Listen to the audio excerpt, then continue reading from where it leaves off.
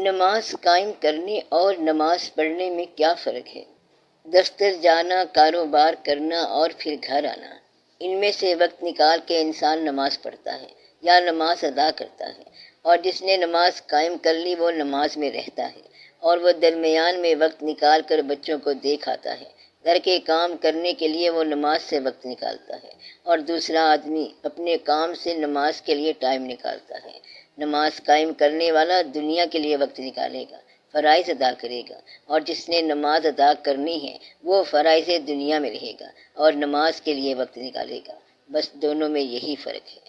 یا آپ اس کو یوں کہہ لیں کہ اگر انسان کا ظاہر و باطن کا کردار اور مسجد کے اندر کی زندگی مسجد کے باہر کی زندگی کے برابر ہو جائے تو نماز قائم ہو گئی۔ جو بات آپ مسجد میں نہیں کرتے وہ آپ باہر بھی نہ کریں۔ مسجد میں خدا روبرو ہوتا ہے تو باہر بھی اسے روبرو رہنے دو۔ یہ نہ ہو کہ باہر جا کے نماز پڑھ کے پھر ویسے ہو جاؤ۔ تو نماز کب قائم ہوگی؟ جیسے حالت نماز میں رہتے ہو، وہ نماز کے بعد کی حالت بھی ہو۔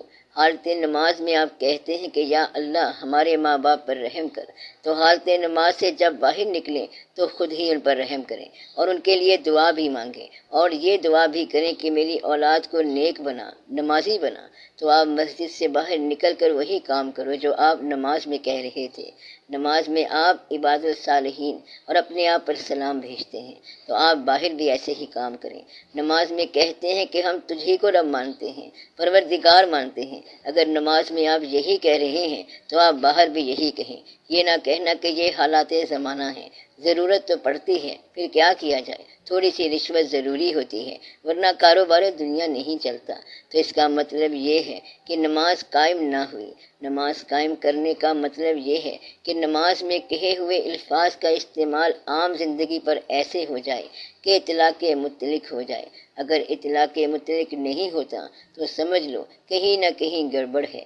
یہ نہ کہنا کہ میں جو اللہ سے بات کر رہا تھا وہ یہ بات تو نہیں تھی۔ تو اگر اللہ سے بات اور بندوں سے بات میں فرق ہو جائے، یعنی آپ کے کردار میں فرق آ جائے، آپ کی ادائیگی میں فرق ہو جائے، تو پھر آپ سمجھیں کہ نماز قائم نہیں ہوئی۔ نماز قائم کرنے والے کا مطلب یہ ہے کہ وہ انسان ہمیشہ ہی اللہ کے روبرو رہتا ہے، مسجد کے اندر بھی اور مسجد کے باہر بھی۔ جس طرح اقبال رحمۃ اللہ نے کہا ہے کہ بندہ و صاحب و محتاج و غنی ایک ہوئے، تیری سرکار میں پہنچے تو سبھی ایک ہوئے۔ یعنی بادشاہ نماز پڑھ رہا ہو تو غلام بھی ساتھ کھڑا ہو، محمود غزنوی کے ساتھ ایاز بھی کھڑا نماز پڑھ رہا ہو۔ بندہ و صاحب و محتاج و غنی ایک ہوئے۔ اگر وہ مسجد کے اندر ایک ہوئے ہیں تو باہر بھی ایک ہو جائیں۔ اگر مسجد کے اندر غلام اور آقا دونوں ایک ہو جائیں، دونوں برابر کھڑے ہوں، اور باہر نکل کر غلام کو آقا کہہ دے shut up and get out, تو پھر وہ ایک تو نہ ہوئے۔ نماز قائم کرنے والا جو اندر ایک ہو گیا وہ باہر بھی ایک ہو گیا۔ اگر مسجد کے اندر تیری سرکار ہے تو مسجد کے باہر بھی وہی سرکار ہونی چاہیے، پھر ہی یہ کہہ سکتے ہیں کہ تیری سرکار میں پہنچے تو سبھی ایک ہوئے۔ تو اس سرکار میں باہر بھی ایک جیسے ہونے چاہیے۔ حالت نماز میں اور حالت زندگی میں جتنا فاصلہ ہے، حالت کاروبار میں وہ فاصلہ کم سے کم کرو تو نماز قائم ہو جائے گی۔ وہ لوگ جنہوں نے نماز قائم کی ہے ان کا فاصلہ کم سے کم ہے، بلکہ انہوں نے اتنا کم کر دیا کہ فاصلہ ہی نہ رہا۔ اور ہمارے یہاں اصل اور نقل میں فرق کوئی نہیں ہے۔ اگر آپ جیسے مسجد کے اندر کی حالت میں ہیں ویسے ہی آپ مسجد کے باہر کی حالت میں ہوں، اگر یہ حالت قائم ہو گئی تو نماز قائم ہو گئی۔ اگر مسجد کے اندر حالت وضو میں ہیں تو باہر بھی ایسے رہ جائیں۔ مسجد کے اندر بعض ایسے لوگ بھی دیکھے ہیں کہ وہ نماز میں رو رہے ہوتے ہیں، تھر تھر کانپ رہے ہوتے ہیں۔ فرض کریں کہ یہ کیفیت سچی ہے تو باہر بھی سچی ہونی چاہیے۔ مسجد کے اندر بھی اللہ ہے اور اللہ تو مسجد کے باہر بھی ہے۔ اگر ایک آدمی نماز کے اندر رو رہا ہے اور وہ مکر ہے اور باہر اس کی ایسی حالت نہیں ہے تو وہ ظالم ہے۔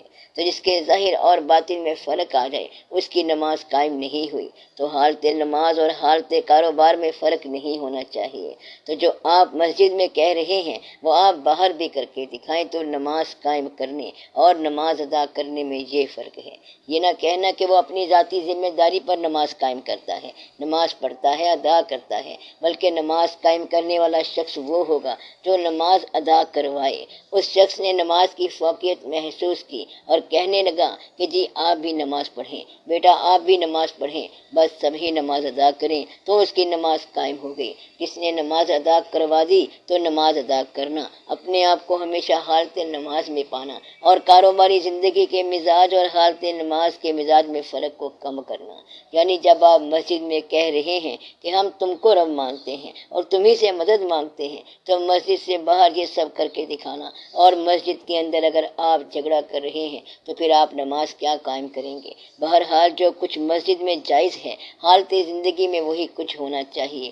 زندگی مسجد میں لے جاؤ تو زندگی مسجد کے برابر آئے، مسجد زندگی میں لے جاؤ تب برابر آئے۔ تو جن لوگوں نے فاصلے کم کر دیے ان لوگوں نے نماز قائم کر دی، اور اگر فاصلے نہیں کم ہوئے تو نماز قائم نہیں ہوئی ہے۔ تو نماز قائم کرنے والے توجہ سے نماز قائم کریں، حالت نماز اور حالت کاروبار میں فرق نہ رہے۔ تو جو مسجد میں خدا سے کہہ رہے ہو، خدا کے ساتھ باتیں کر رہے ہو، وہ کاروبار میں بھی کرو۔ اگر مسجد کے اندر خدا حاضر ہے تو مسجد کے باہر بھی آپ اسے حاضر سمجھو۔ اللہ ہر وقت اور ہر جگہ موجود ہے۔ یہ نہ سمجھنا کہ ٹی وی کی طرح آن کر دیا اور پھر بند کر دیا، یہ نہ کہنا کہ تھوڑی سی رشوت لی تھی، حالانکہ میں رشوت نہیں لیتا ہوں، بس اس نے زبردستی میری جیب میں ڈال دی، کیونکہ یہ پیسے آگے بھی دینے ہوتے ہیں اور اس میں بڑے بڑے لوگ شامل ہوتے ہیں۔ آپ یہ کبھی نہ کرنا۔ یہ نہ سمجھنا کہ اس وقت خدا موجود نہیں ہے، تو اللہ جس طرح مسجد کے اندر ہے ویسے ہی مسجد سے باہر ہے۔ تو جب حالت نماز اور حالت کاروبار برابر ہو جائیں تو نماز قائم ہو جاتی ہے۔ آپ کو بات سمجھ آئی ہے؟ تو وہ لوگ جو باپ سے ڈرتے ہیں، باپ سامنے ہو تو ڈرتے ہیں، اور باپ سامنے نہ بھی ہو تب بھی ڈرتے ہیں۔ اس سے پوچھا کہ کیا ہوا تھا، تو وہ کہتا ہے کہ مجھے خوف آ گیا تھا۔ خوف کیوں آیا؟ کیا تمہارا باپ وہاں تھا؟ تو وہ کہتا ہے کہ میرا خیال ہے کہ وہاں تھا۔ تو جو اللہ کو حاضر سمجھ کر ڈر جائے کہ وہاں اللہ نظر آ رہا تھا تو اس کی نماز قائم ہے۔ تو اس لیے اللہ تعالیٰ نے فرمایا کہ وہ لوگ جو اللہ سے غیب میں ڈرتے ہیں، یہ ان کے ایمان کی بات ہو رہی ہے۔ تو وہ لوگ جو غیب میں ڈرتے ہیں اور وہ لوگ اللہ پر ایمان لائے بالغیب، یعنی دیکھے بغیر، اب وہ اس لیے ڈر رہے ہیں کہ دعوت گناہ تو ہے لیکن اللہ دیکھ رہا ہے۔